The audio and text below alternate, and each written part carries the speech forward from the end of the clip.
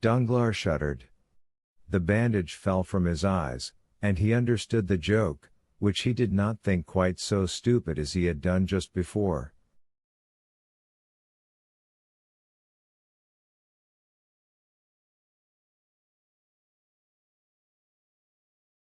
"Come," he said, "if I pay you the 100,000 francs, will you be satisfied, and allow me to eat at my ease?"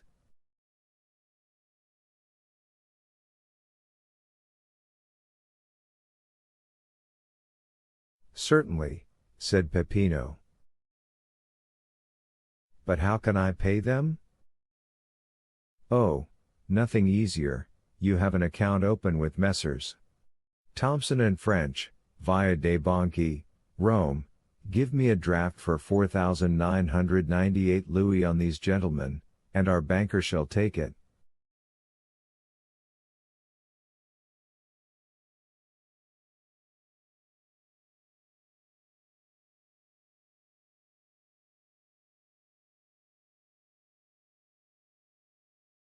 Danglars thought it as well to comply with a good grace, so he took the pen, ink, and paper Peppino offered him, wrote the draft, and signed it.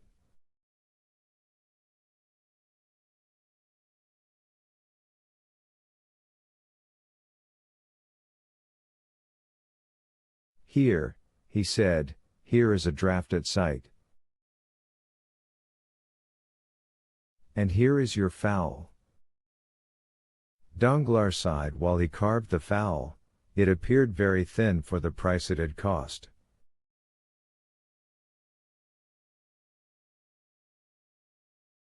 As for Peppino, he examined the paper attentively, put it into his pocket, and continued eating his peas.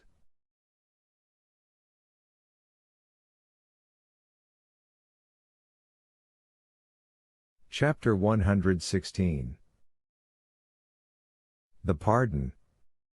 The next day Danglars was again hungry. Certainly the air of that dungeon was very provocative of appetite.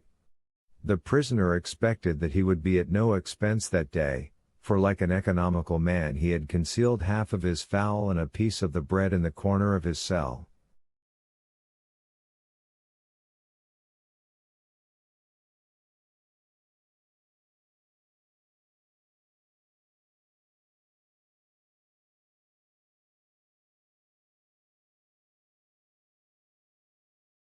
But he had no sooner eaten than he felt thirsty. He had forgotten that. He struggled against his thirst till his tongue clave to the roof of his mouth, then, no longer able to resist, he called out.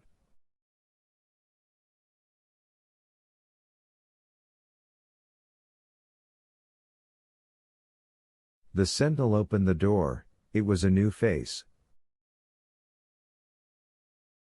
He thought it would be better to transact business with his old acquaintance, so he sent for Peppino.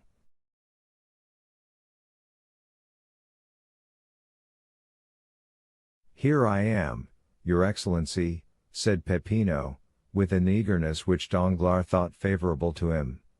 "What do you want?"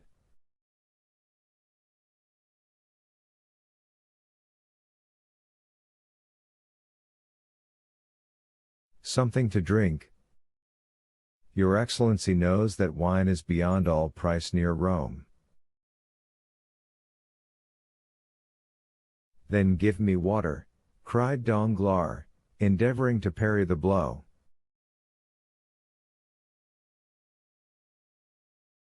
"Oh, water is even more scarce than wine, Your Excellency, there has been such a drought."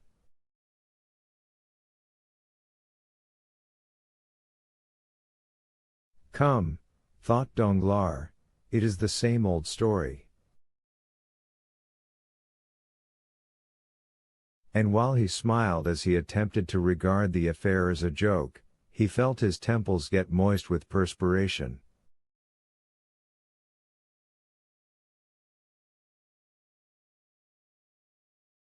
"Come, my friend," said Danglars, seeing that he made no impression on Peppino, "you will not refuse me a glass of wine?"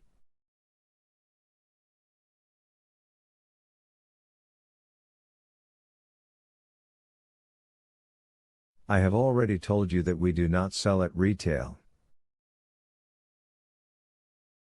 Well, then, let me have a bottle of the least expensive. They are all the same price. And what is that? 25,000 francs a bottle. Tell me, cried Danglars, in a tone whose bitterness Harpagon alone has been capable of revealing. Tell me that you wish to despoil me of all, it will be sooner over than devouring me piecemeal. The Miser in Molière's Comedy of l'Avare. Ed.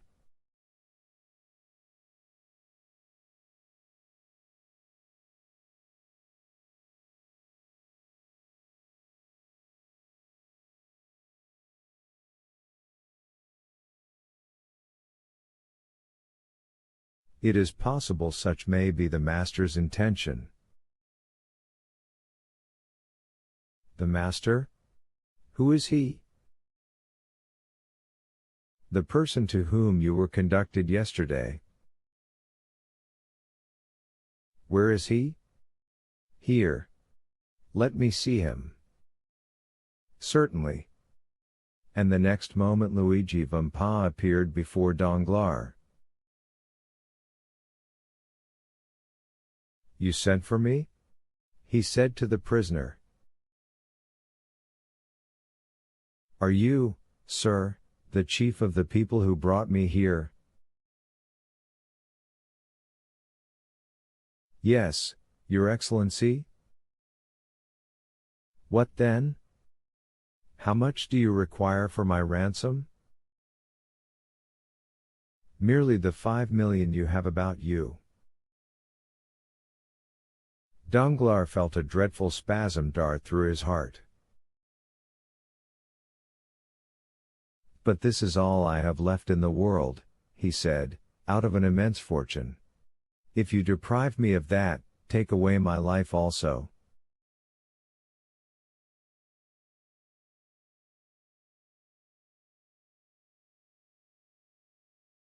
We are forbidden to shed your blood. And by whom are you forbidden? By him we obey.